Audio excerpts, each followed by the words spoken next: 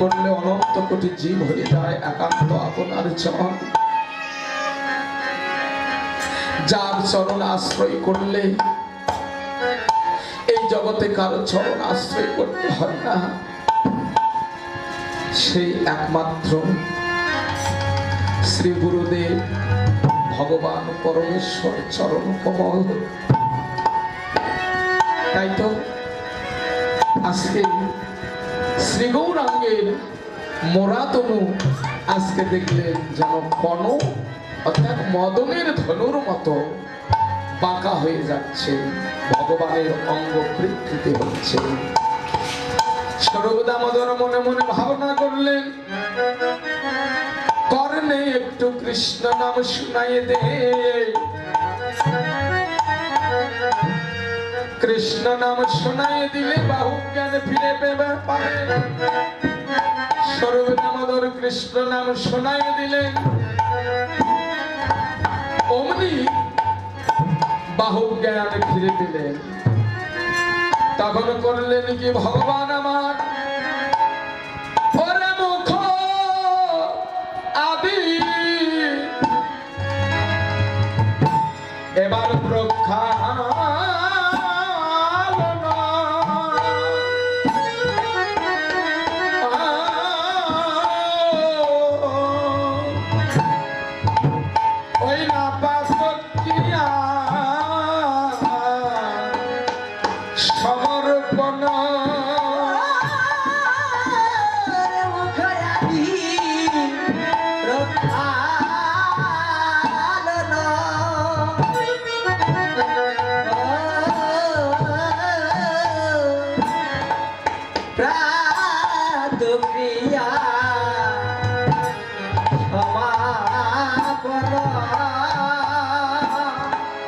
এবার করিয়াব ঠল গো হরি।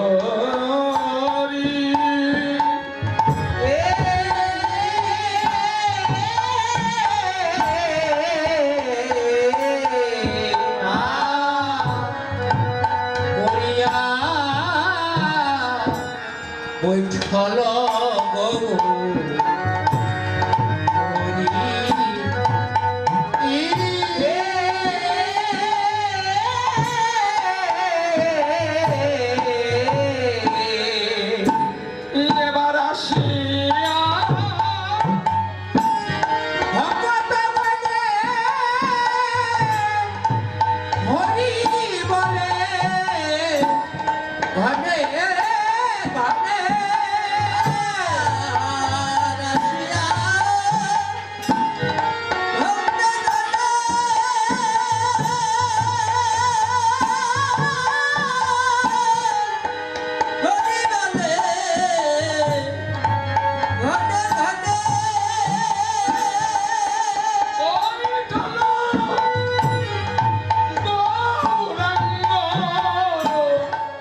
হে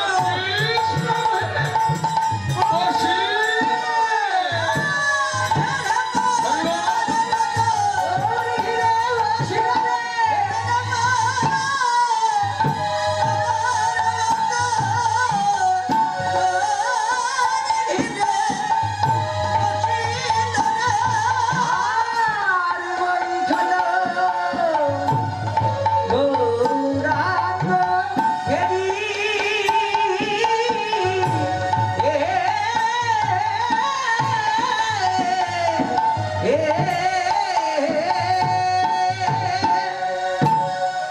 মুখনাদি প্রক্ষালন প্রাতঃক্রিয়া, অর্থাৎ সকালবেলা আমরা যেমন ঘুম থেকে উঠে আমাদের যে দেহের কর্মগুলি, হস্ত, পদ, মুখ, চোখ ইত্যাদি প্রত্যেকটি অঙ্গ প্রত্যঙ্গ যেমন ধৌত করি, পরিষ্কার হই, অনেকেই এই জগতে হয় সকালবেলা, অনেকেই হয় না। কিন্তু প্রত্যেকটি জীবের প্রভাত বেলায় এগুলো প্রয়োজন আছে, কর্ম আছে। ভগবান নিকটে অনেকগুলো কর্ম আছে, এগুলো কর্ম করতে হয়। ভগবান লীলাচলে এগুলো জগৎজীবকে শিক্ষা দেবার জন্য, জানাবার জন্য ভগবান এগুলো করলে। ভগবানের কোনো ঘুম নেই, নিদ্রা নেই, আলস্য নেই, কোনো কিছু নেই। কিন্তু ভগবান করলেন কেন? অনন্ত কোটি জীবের শিক্ষার জন্য। হে জীব, জগতে আমি করছি, তোমরাও আমাকে দেখে করো, শিখো। জানাবার জন্য, শেখানোর জন্য ভগবান আমার এগুলো করলেন। যখন হস্ত পদাদি মুখ ধুত করে বসলেন, গৌরের যত ভক্তগণ তারা করলেন কি?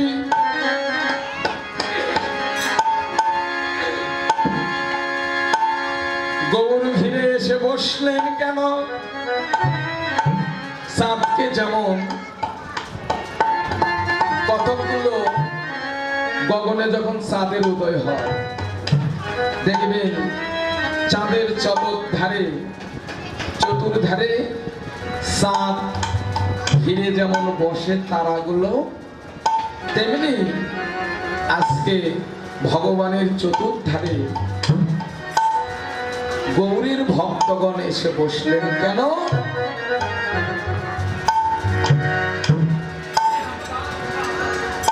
গৌরীকে লক্ষ্য করে বলছে, গৌর হে,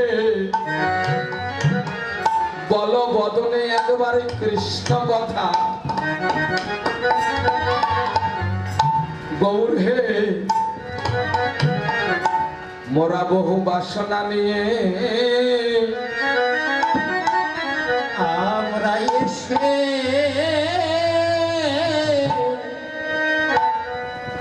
এসেছি হে,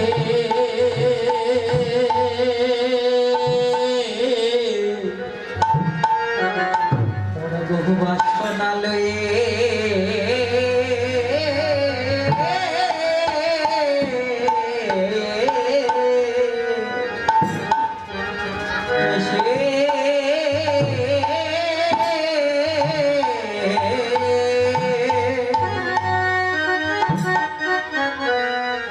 এসেছি হে।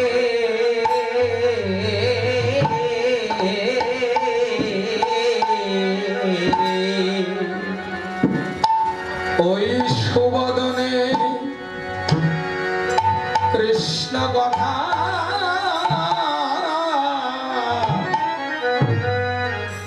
শোনব বলে বড় বাসনা লয়ে মোরা এসে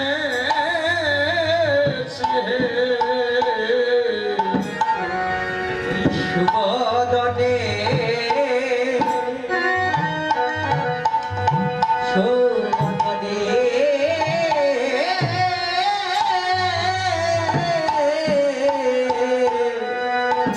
কৃষ্ণ কথা শুনব বলে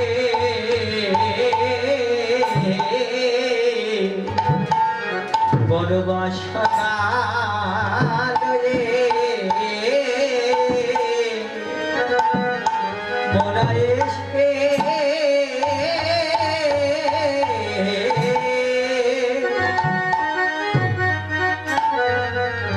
এসেছি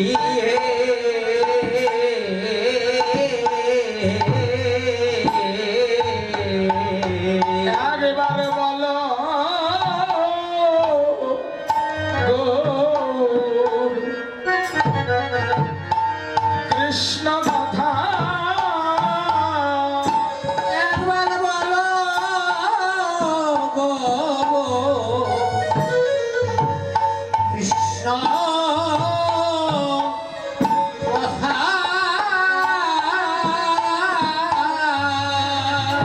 শুনে জুড়াই মোদের এই ভাব ব্যথা একবার বলো গৌর বদনে কৃষ্ণ কথা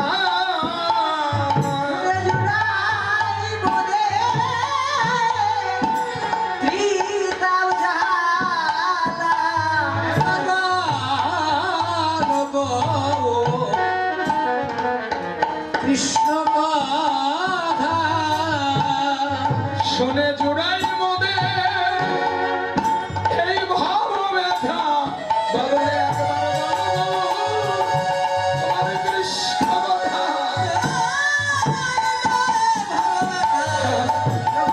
কৃষ্ণ কথা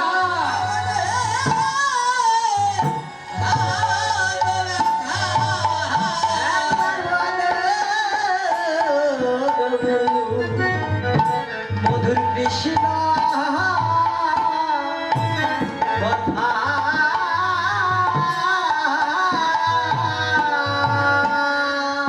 যখন গৌরকে লক্ষ্য করে বলছে হে গৌর বলো কৃষ্ণ কথা গৌর হরি বললেন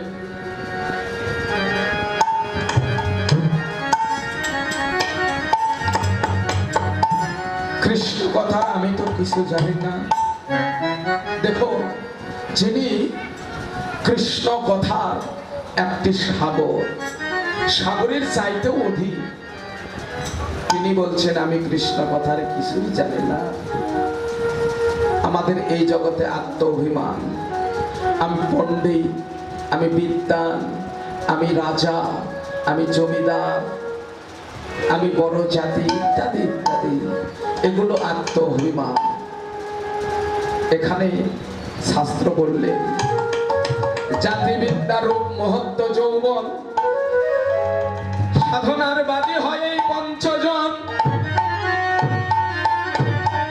আত্মজ্ঞানের যেন এই পঞ্চজন পঞ্চস্বরে জগতে হও সাবধান কারো অন্তরে যদি জাতিত্বের অহংকার থাকে ভগবানের করুণা ভিক্ষা লাভ হয় না কারো অন্তরে যদি বিদ্যার অহংকার থাকে আমি বিদ্যান আমি পণ্ডিত তার প্রতিও ভগবানের করুণা ভিক্ষা লাভ হয় না কেউ যদি বলে আমি বড় রূপবান জগতে আমার মতো রূপ আর কারণে এখানেই বাদ দিলেন ভগবান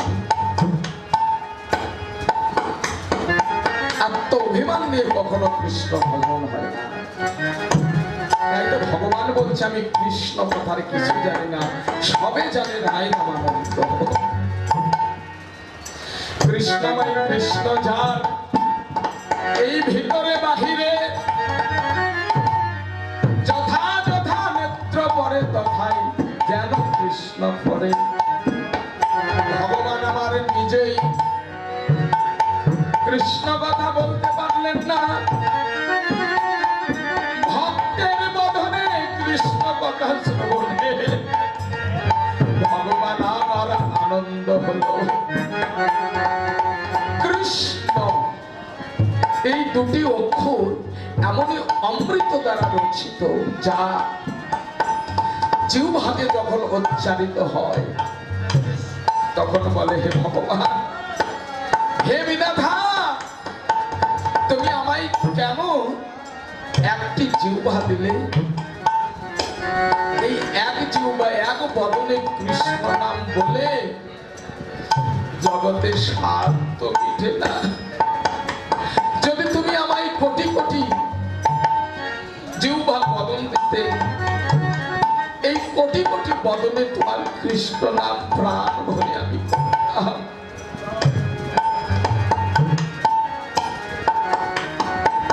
তাই এই কৃষ্ণ নাম, কৃষ্ণ নামে যে কি আনন্দ, জগতে একবার যেই ডুবেছে সেই বুঝেছে। যারা কোনোদিন ডোবে নাই তারা কখনো বোঝেন নাই। তাই সবে জানে রায় রামানন্দ প্রান্তে ছিলেন আমাদের বৈষ্ণব কবি। গৌরীর ইহানুভাব দর্শন করে শ্রীকৃষ্ণ চরিত গীত শুনে শুনে পুলকিত, কৃষ্ণ চরিত গীত শুনি সবে পুলকিত, শ্রীকৃষ্ণ চরিত গীত শুনে সবে পুলকিত, কৃষ্ণ চরিত গীত শুনে সবে পুলকিত, বঞ্চিত হলো কৃষ্ণ দাস, বঞ্চিত হইল কৃষ্ণ দাস, এবার বঞ্চিত হলো কৃষ্ণ দাস, বঞ্চিত হইল কৃষ্ণ দাস। আমি কেবল পড়ে রইলাম, আমি কেবল পড়ে রইলাম, আমার ভাগ্যে হলো না রে, আমি কেবল পড়ে রইলাম, আমার ভাগ্যে হলো না রে, আমি কেবল বঞ্চিত হলাম, আমার ভাগ্যে হলো না রে, রাধা কৃষ্ণ গোবিন্দ, আমার ভাগ্যে হলো না রে, কৃষ্ণ গোবিন্দ, আমার ভাগ্যে হলো না রে, আমি কেবল পড়ে রইলাম, বঞ্চিত হইল কৃষ্ণ দাস, বঞ্চিত হইল কৃষ্ণ দাস। লীলার এক প্রান্তে কৃষ্ণদাস বৈষ্ণব কবি অনুভবের দ্বারা কইতে লাগলেন, হে নদীবাসী, হে নদীয়ার ভক্তগণ, জগতে তোমাদের জনম সার্থক কেন না? যার বদনে হরি কথা কৃষ্ণ কথা সদা সর্বক্ষণ শুনছ, তোমরা কৃতার্থও বটে কেন? যারা অহর্নিশি ভগবানের সঙ্গ করে, যারা ভক্ত সঙ্গ করে, তারা কি সামান্য মানব হতে পারে? জগতে তোমার সার্থক জনম নয়ন জলে। বৈষ্ণব কবি বললেন, হে ভগবান, এই জন্মে তোমার চরণ ভাগ্যে হলো না রে, তোমার চরণে আমার একটি নিবেদন, এই জন্মে ভজন হলো না, তোমার চরণে আমার নিবেদন, বিধাতা যদি করুণা করে পৃথিবীর বুকে আবার পাঠায়, যে কোলেই পাঠাক যেখানেই পাঠাক না কেন, প্রভু হে, তোমার ভক্তের চরণ ছাড়া হরিবল হরিবল, আমায় যেন করো না হে। প্রভু হে,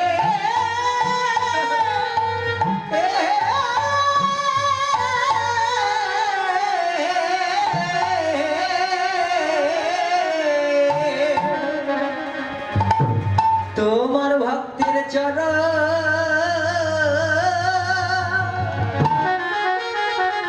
চরণ ছাড়া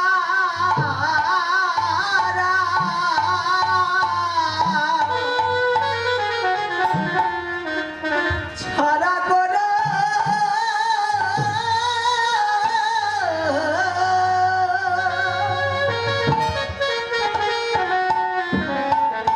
কখনো করো না হে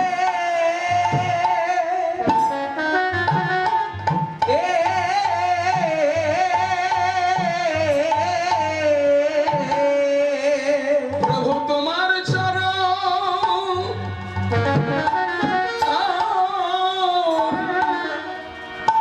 আমি পাইবা না পাই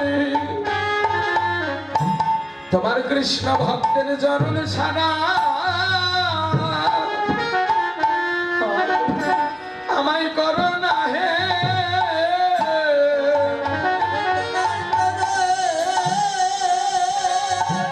হরিবল হরিবল আমি তোমার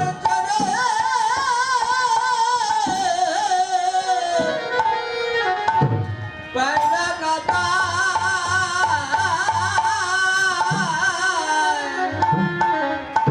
ভক্তের চরণ ছাড়া হরি বল আমায় করো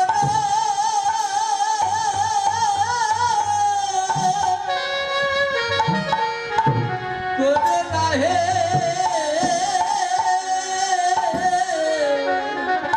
ভগবান ছাড়ো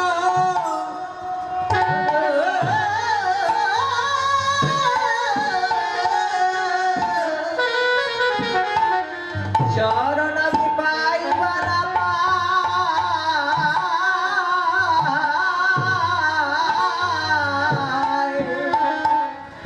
তোমার ভক্তের চরণ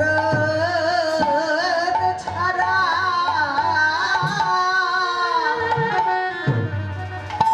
ছাড়া করো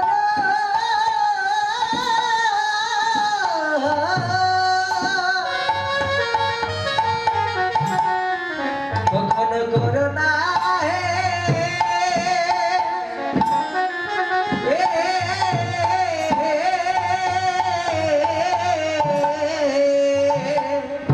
প্রভু তোমার চরণ পাইবা না ভাই তোমার ভক্তের চরণ ছাড়া করো না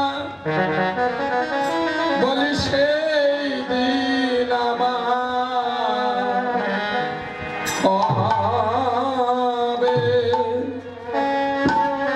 কবে হবে রে বলি সেই দিন আমার কবে বা হবে সেই দিন আমার কবে বা কবে দয়াল নিতাই সাথে হবে করুণা হবে আমার কবে বা হবে নিতাই সাথে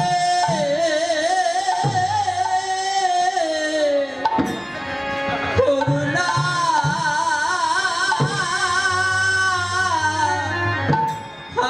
আদেশ দে হবে